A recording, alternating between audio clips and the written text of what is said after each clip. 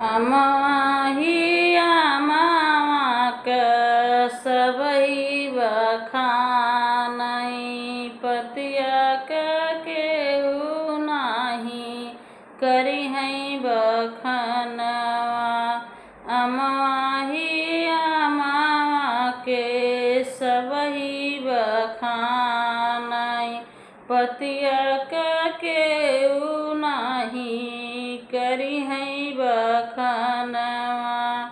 जब तक पतिया कलशवा में न जइहई तब तक नाही होइहई कलशा, तब तक नाही होइहई कलशा हो शुभ जी। जब तक कलशा पतिया न जइहई हो तब तक ना होइहई कलशा हो शुभ। दूधवा ही दूधवा का सबही बखनी है, दूधवा हो दूधवा का सबही बखनी है। दहिया का कोई न बखानई जी, दहिया का कोई न बखानई जी हो। दहिया जब तक दहिया मड़ौना में न जइहई, जब तक दहिया मड़ौना में न जइहई तब तक ना होला शुभ जी, तब तक ना होला शुभ जी।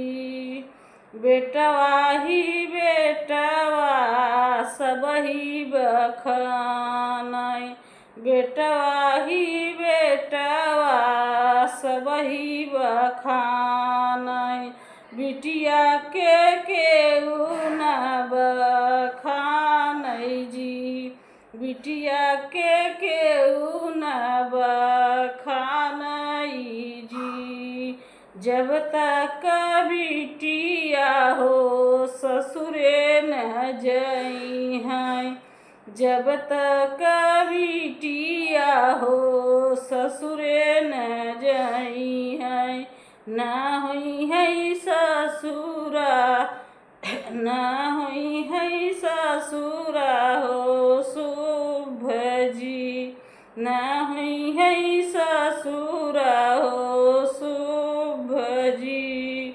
अमही अमवा के सबही बखानले, अमवा हो अमवा के सबही बखानले पतिया के केहू न बखानई हो जी।